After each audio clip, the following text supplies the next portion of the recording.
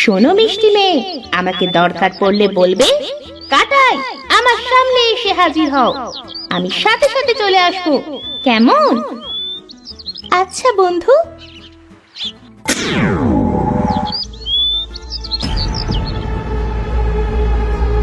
এই যে মহারানী, তা বলি বাসি কাজগুলো গুছোতে আর কত সময় লাগবে শুনি? বলি বেলা উঠছে না পড়ছে? এই তো মা, হয়ে গেছে, আর একটুখানি বাকি আছে। এখনো বাকি? বলি রান্নাটা বসাবি কখন? হ্যাঁ, আমার মেয়েটা ঘুম থেকে উঠে এখনই খেতে চাইবে। বলি খাবার কি তোর মাথা দিব নাকি? হয়ে গেছে মা, এখনই আমি রান্না বসাচ্ছি। একটু সকাল সকাল তো উঠতে পারিস নাকি? উঠি তো মা, সেই ভোরে উঠি, এর থেকে আর কি সকালে উঠবো? খুব কথা হয়েছে দেখছি না, মুখে একেবারে বুলি ফুটেছে। বলি হাতির 5 পা দেখেছিস নাকি? তাড়াতাড়ি রান্না করে ঘরে আন, না হলে তোর চোপা আজ ভেঙে দেব। এ কথা বলে রূপার মা সেখান থেকে চলে গেল। এদিকে বাড়ির কাজ গুছিয়ে রূপা রান্না করে খাবার ঘরে নিয়ে গেল।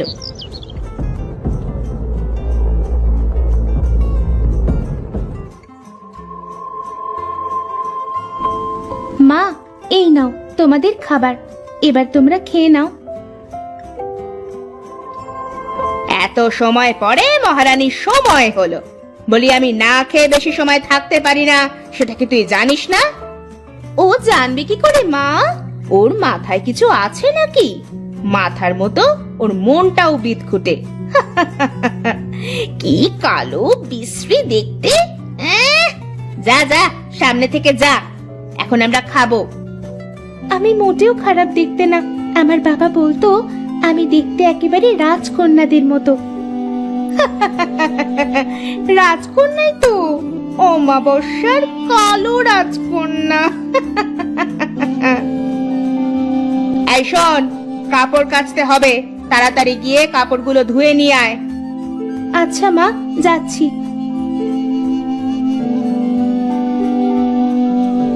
রূপা কাপড় নিয়ে নদীতে গেল সেগুলো ধুতে। নদীর পাড়ে এমন ছোট্ট একটা বাড়ি দেখে সে বাড়িটার কাছে এগিয়ে গেল। এখানে বাড়ি আছে? কই, আগে তো কখনো চোখে পড়েনি। আর কি সুন্দর দুটো আম গাছ, কত সুন্দর সুন্দর আম ধরেছে গাছে। কে থাকে এই বাড়িতে? আমি থাকি মা, এই বাড়িটা আমার। তা মা, তুই আমাকে একটা কাজ করে দিবি? হ্যাঁ ঠাকুমা, বলো না, তোমার কি কাজ করে দিতে হবে? বয়স হয়েছে তো মা, নদীতে নামতে পারি না, তাই যদি নদী থেকে পানি তুলে তুই আমার এই দুটি আম গাছে দিতিস তবে খুব উপকার হতো মা। পানির অভাবে গাছের ফলগুলো দেখ মা, কেমন শুকিয়ে যাচ্ছে। তুমি কোনো চিন্তা করো না ঠাকুমা, আমি এখনই তোমার গাছে পানি দিয়ে দিচ্ছি। তুমি এই গাছের নিচে বসে বিশ্রাম নাও। রূপা নদী থেকে পানি তুলে গাছের গোড়ায় দিয়ে দিল। তুই অনেক ভালো রে মা, বেঁচে থাক, বেঁচে থাক মা। এবার আমাকে যেতে হবে ঠাকুমা, না হলে মা খুব বকবে। রূপা ঠাকুমার কাছ থেকে বিদায় নিয়ে বাড়ি ফিরে এলো।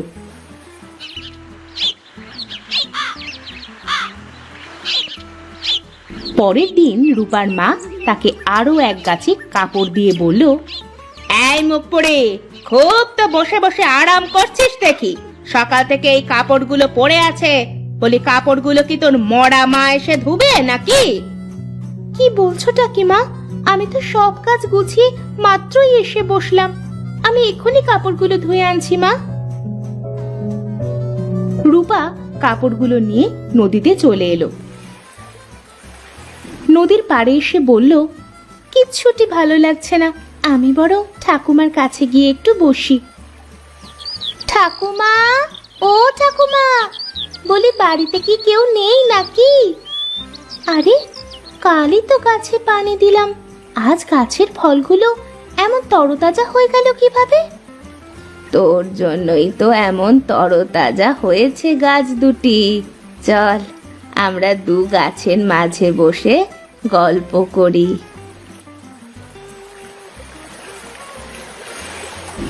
রূপা কাঁদবে আর বলবে, জানো বাড়িতে একটু বসার সুযোগ পাই না গো ঠাকুমা।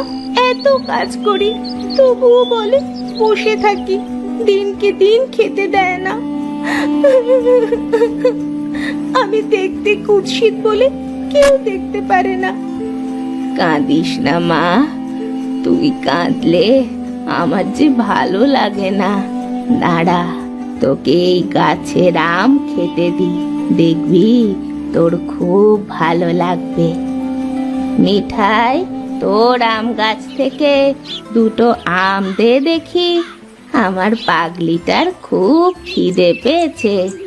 বুড়ি এ কথা বলার সাথেই মিঠাই গাছ থেকে দুটো আম তাদের কাছে এসে পড়ল। এই কি ঠাকুমা, তুমি বলার সাথেই দুটো আম এসে হাজির হলো? আম গাছটা তো দেখছি তোমার খুব কথা শোনে। তা বলতে পারিস মা। শোন তাহলে, তোকে বলি, এই আম গাছ দুটো কোনো সাধারণ আম গাছ নয়, এরা জাদুর আম গাছ। তুমি সত্যি বলছো ঠাকুমা? তা নয় তো কি, দাঁড়া তোকে আরো একটা জাদু দেখাই। কাটাই, এবার তুই আমাকে দুটো আম দে তো। বুড়ি এ কথা বলার সাথেই গাছ থেকে আরো দুটো সুন্দর আম পড়ল। ও মা, কি সুন্দর! হ্যাঁ মা, শোন, এই মিঠাই আম খেতে যেমন মিঠা, তেমন এই কাটাই আম গাছের আম ততটাই কাটার, বুঝলি না তো? মানে যার মনে যত পাপে ভরা, সে যদি এই কাটাই আম ফল খায়, তবে তার সারা শরীরে কাটার মতো ফুটবে, তবে দেখতে পাবে না কেউ। খুব খুব খুব ভালো ঠাকুমা তুমি। তুমি যেমন ভালো, তোমার মতন গাছ দুটিও খুব ভালো। শোন মা, তোর কোনো কাজ আর তুই করবি না, সব কাজ আমার মিঠাই আর কাটাইয়ের কাছে আনবি, এরা তো সব কাজ করে দিবে। হ্যাঁ মিষ্টি মেয়ে, প্রতিদিন আমি কাপড় কেচে ধুয়ে দিব, তোমার যাবতীয় সব কাজ করে দিব। আর আমি তোমাকে তোমার বাড়িতে পৌঁছে দিব, আর প্রতিদিন তোমাকে বাড়ি থেকে নিয়ে আসবো। ধন্যবাদ বন্ধু তোমাদের।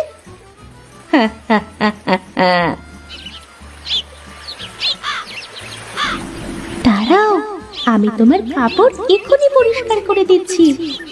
এই কথা বলে মিঠাই রূপার কাপড় ধুয়ে পরিষ্কার করে সামনে এনে বলল, এই নাও, তোমার সব কাপড় কাচা শেষ।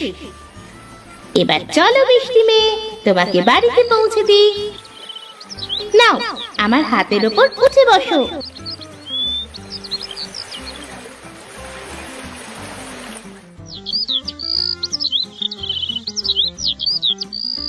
শোনো মিষ্টি মেয়ে, আমাকে দরকার পড়লে বলবে, কাটাই আমার সামনে এসে হাজির হও, আমি সাথে সাথে চলে আসবো, কেমন? আচ্ছা বন্ধু।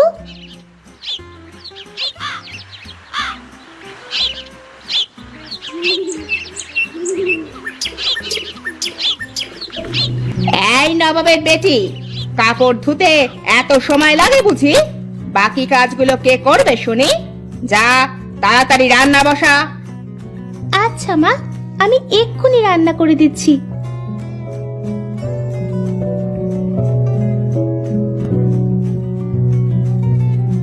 কাটাই, তোমাকে আমার খুব প্রয়োজন, আমার কাছে এসো দয়া করে। এই কথা বলার সাথে সাথেই কাটাইয়ের একটা হাত এসে হাজির হলো। সে প্রয়োজনীয় সব জিনিস নিয়ে তার হাতের ওপর চড়ে বসলো। মিঠাইয়ের কাছে গিয়ে বলল, বন্ধু, আমার সবজিগুলো কেটে রান্না করে দাও না তাড়াতাড়ি। বেশ, তাই হবে। আম গাছটি তার জাদু শক্তি দ্বারা সাথে সাথে রান্না করে দিল।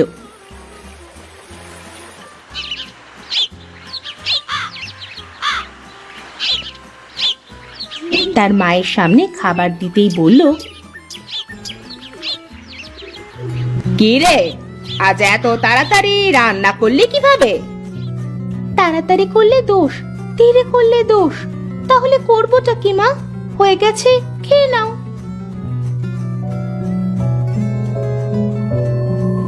মা, ব্যাপারটা কিন্তু সুবিধার ঠেকছে না।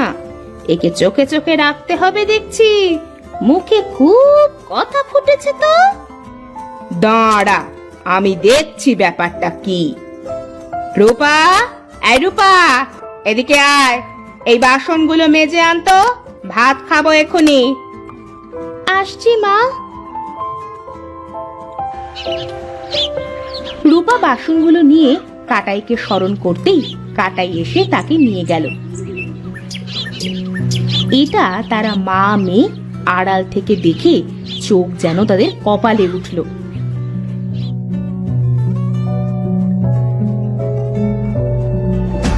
মুখপুরি, তোর এত তাড়াতাড়ি কাজের রহস্য আমরা সব জেনে গেছি।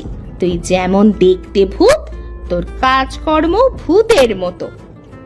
বলি, তোর সব গোপন তথ্য বলবি নাকি এই খুন্তির ছ্যাঁকা খাবি? না না মা, আমি সব বলছি। এরপর রূপা সব কথা তাদের সাথে খুলে বলল। সব শুনে তারা বলল, এই তাহলে তোর কাজের গতি। রিমা, চল মা, এখনি গিয়ে গাছ দুটো কেটে সাফ করে দিয়ে আসবো। না মা, এত বড় পাপ কাজ তোমরা করো না। মারতে হলে আমাকে মারো। এই শর্ত, পথ ছাড় হতচ্ছাড়ি। তারা মা, মেয়ে ও রূপা নদীর ধারে বুড়ির বাড়িতে গেল। রূপা তার মায়ের পা জড়িয়ে ধরে বলল, মা, দয়া করে গাছ দুটো কেটো না। এরা যে আমার কথা বলার সঙ্গী। দৌড় হ মুখপুরি আমার সামনে থেকে। মা দাঁড়াও, গাছ দুটো পরে কাটি। আগে গাছ থেকে আম পেড়ে খেয়ে তো দেখি। ঠিক বলেছিস মা। এই দেখ, এই আমগুলো পেকে একেবারে হলুদ হয়ে গেছে। এখান থেকে পার। তারা কাটাইয়ের গাছ থেকে আম পেড়ে যেই খেলো, তখনই তাদের চেহারা কুৎসিত হয়ে গেল আর তারা দুজন ছটফট করতে লাগলো। মা, ও মা, আমার কেমন হচ্ছে? মনে হচ্ছে সারা দেহে কেউ কাঁটা ফোটাচ্ছে। আমারও তো তেমন হচ্ছে। ও মা গো, বাঁচাও। ওরে রূপা, বাঁচা মা, বাঁচা আমাকে। খুব বড় শিক্ষা হয়েছে। আর কোনোদিন তোর সাথে এমন করব না।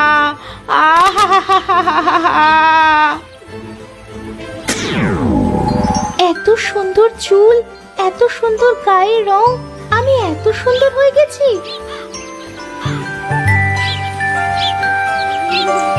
বুড়িমা, তোমাকে অনেক অনেক ধন্যবাদ গো। যার যেমন কর্ম তার তেমন ফল।